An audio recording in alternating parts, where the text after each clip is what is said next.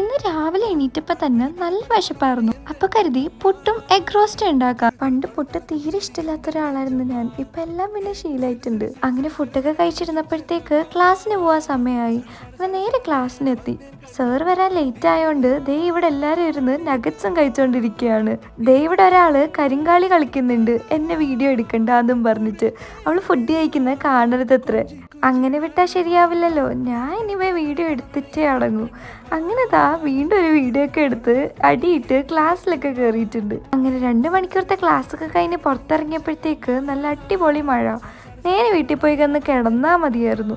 അങ്ങനെ കിടന്ന് രാത്രിയൊക്കെ ആയപ്പം എല്ലാവരും ഇനി ലിബർട്ടി പോകാൻ വേണ്ടി ഇറങ്ങിയതാണ്.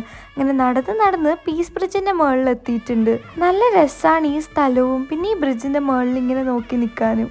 അങ്ങനെ കുറച്ചു നേരം അവിടെ നിന്ന് വായി നോക്കിയതിന് ശേഷം നന്നായിട്ട് തണുത്തു. പിന്നെ ഒട്ടും സമയം കളയാൻ നിന്നില്ല, നേരെ വീട്ടിലോട്ട്.